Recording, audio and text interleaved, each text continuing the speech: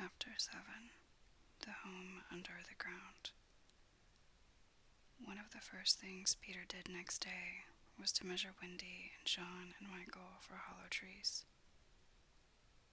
Hook, you remember, had sneered at the boys for thinking they needed a tree apiece.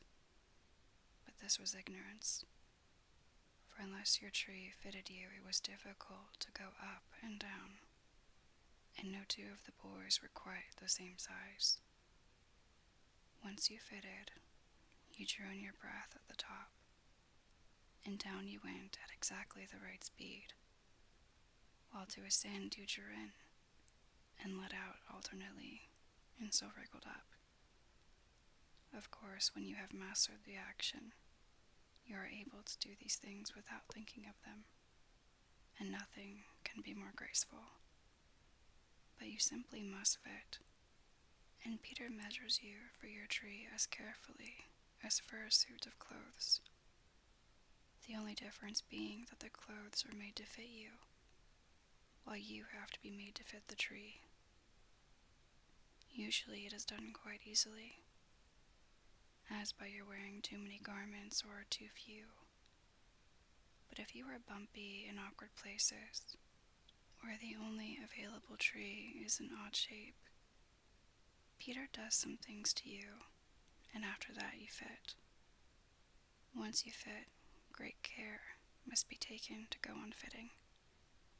And this, as Wendy was to discover to her delight, keeps a whole family in perfect condition. Wendy and Michael fitted their trees at the first try, but John had to be altered a little. After a few days' practice, they could go up and down as gaily as buckets in a well. And how ardently they grew to love their home under the ground, especially Wendy. It consisted of one large room, as all houses should do, with a floor in which you could dig if you wanted to go fishing. And in this floor grew stout mushrooms of a charming color, which were used as stools. And every tree tried hard to grow in the center of the room, but every morning they sawed the trunk through, level with the floor. By tea time it was always about 2 feet high, and then they put a door on top of it, the whole thus becoming a table. As soon as they cleared away, they sawed off the trunk again, and thus there was more room to play. There was an enormous fireplace which was in almost any part of the room where you cared to light it, and across this Wendy stretched strings made of fiber, from which she suspended her washing. The bed was tilted against the wall by day, and let down at 6:30 when it filled nearly half the room. And all the boys slept in it except Michael, lying like sardines in a tin. There was a strict rule against turning round until one gave the signal, when all turned at once. Michael should have used it also, but Wendy would have a baby, and he was the littlest. And you know what women are. And the short and long of it is that he was hung up in a basket. It was rough and simple and not unlike what baby bears would have made of an underground house in the same circumstances. But there was one recess in the wall, no larger than a bird cage, which was the private apartment of Tinker Bell. It could be shut off from the rest of the house by a tiny curtain which Tink, who was most fastidious, always kept drawn when dressing or undressing. No woman, however large, could have had a more exquisite boudoir and bedchamber combined.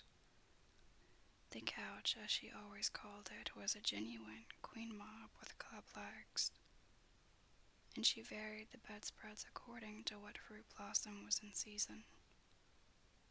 Her mirror was a Puss in Boots, of which there are now only 3 unshipped known to fairy dealers. The washstand was pie crust and reversible, the chest of drawers an authentic charming the 6th, and the carpet and rugs the best. The early period, of Marjorie and Robin. There was a chandelier from Tiddlywinks for the look of the thing, but of course she lit the residence herself. Tink was very contemptuous of the rest of the house, as indeed was perhaps inevitable.